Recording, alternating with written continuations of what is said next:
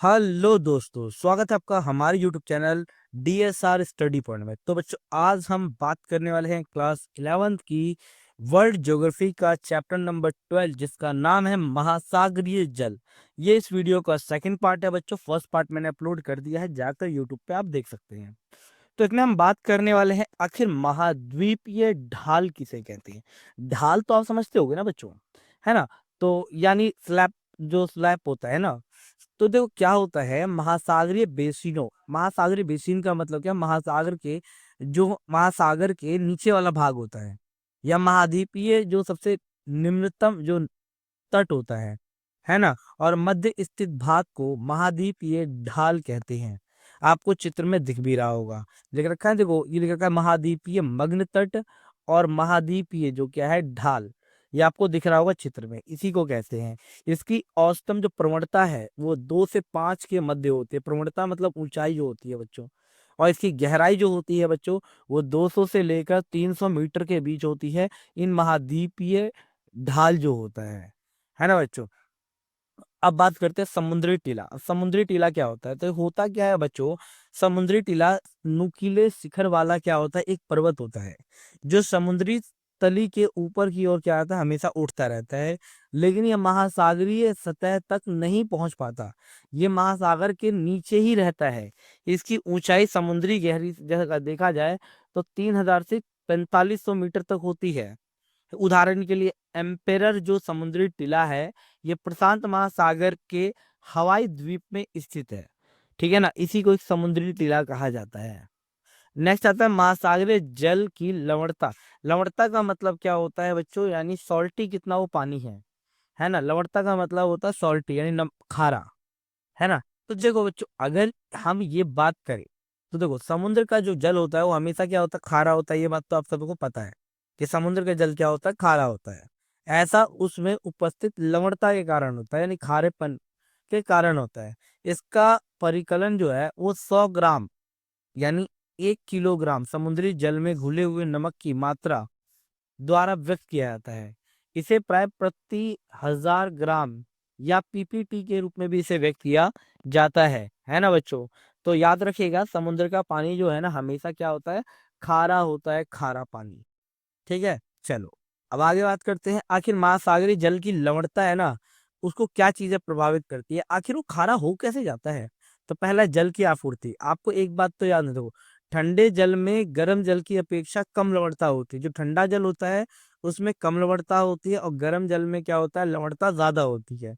और नदियों के मुहाने पर लवणता कम पाई जाती है। क्या पाई जाती है बच्चों, यानी जो नदियों का किनारा होता है वहां का पानी क्या होता है, कम खारा होता है या खारा ही नहीं होता।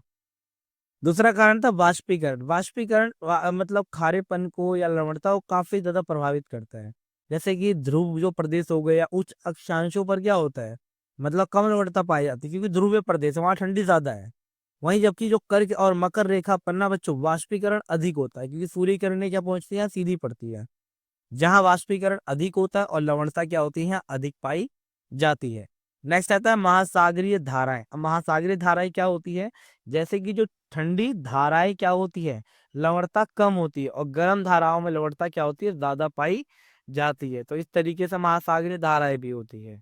अब देखो, महासागरीय जल की लवणता का क्षैतिज वितरण कैसे है, मतलब अलग अलग क्षेत्र में अलग अलग खारापन होता है। एक जैसा हर समुद्र में एक जैसा खारापन नहीं होता। विश्व के विभिन्न सागरों में जल में लवणता का वितरण अलग अलग होता है। इसका वर्णन किया जा सकता है। जैसे खुले सागरों की लवणता अगर देखी जाए, अर्थात कर्क और मकर रेखा पर लवणता की मात्रा क्या होता है, ज्यादा होती है, क्योंकि वहां क्या होता है, वाष्पीकरण ज्यादा होता है। वर्षा अधिक होने के कारण क्या होता है, भूमध्य रेखा के जो निकट के आसपास के जो क्षेत्र होता है ना बच्चों, वहां लवणता की मात्रा थोड़ी कम पाई जाती है। ध्रुवों के समीप लवणता क्या होती है, बहुत कम पाई जाती है। ध्रुव मतलब नॉर्थ पोल और साउथ पोल होता है, क्योंकि ये क्षेत्र क्या होता है, बर्फ से ढका रहता है। और जो बर्फ का जो पानी है वो समुद्र में मिलने के कारण क्या होता है, यहाँ लवणता कम पाई जाती है। इसके साथ साथ समुद्र से जो नीचे जाने पर तापमान की अलग अलग परतों का सामना करना पड़ता है, और गहराई के साथ तापमान में क्या आता है बच्चों, भिन्नता आती है। क्यों, तो देखो बच्चों, पहला, अगर हम समुद्र या महासागरों के नीचे जाएंगे तो उससे काफी स्तर होते हैं। जैसे पहला स्तर की बात की, यानी फर्स्ट लेवल, यह महासागरीय जल का सबसे ऊपरी भाग होता है। जो काफी गर्म होता है बच्चों। इसकी मोटाई जो होती है 500 मीटर तक होती है और यहाँ तापमान 20 डिग्री सेल्सियस से 25 डिग्री सेल्सियस के आसपास होता है। फिर आता है दूसरी स्तर जो आता है महासागर का, ये थर्मोक्लाइन या ताप प्रवणता कहलाता है। इसे थर्मोक्लाइन या ताप प्रवणता भी कहते हैं। इसकी विशेषता ये है कि गहराई बढ़ने के साथ साथ क्या होता है, तापमान धीरे धीरे घटने लग जाएगा और वहां ठंडी ज्यादा होने लग जाएगी। इसकी मोटाई 500 से लेकर 1000 मीटर तक होती है।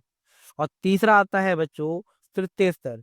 ये स्तर बहुत ज्यादा ठंडा होता है तथा गंभीर सागरीय तली से का एक फैलाव होता है। जैसे आर्कटिक वृत्तों में सतही जल का तापमान 0 डिग्री से तक होता है बच्चों, जो सतह से गंभीर महासागरीय मैदान तक फैला होता है। इसमें ऊष्मा सीधे सूर्य से प्राप्त नहीं हो पाती, सूर्य किरणें यहाँ पहुंच ही नहीं पाती, बल्कि संचलन के द्वारा क्या होता है, यहाँ होता है। ठीक है, तो ये होती है समुद्र में जो महासागरीय अध्यस्थल की 3 परतें। तो ये था बच्चों इस वीडियो का सेकंड और कंप्लीट पार्ट। अगर आप लोग वीडियो अच्छी लगी हो, इन्फॉर्मेटिव लगी हो, तो प्लीज वीडियो को लाइक शेयर एंड सब्सक्राइब जरूर करें। मिलते हैं एक नई वीडियो के साथ। धन्यवाद।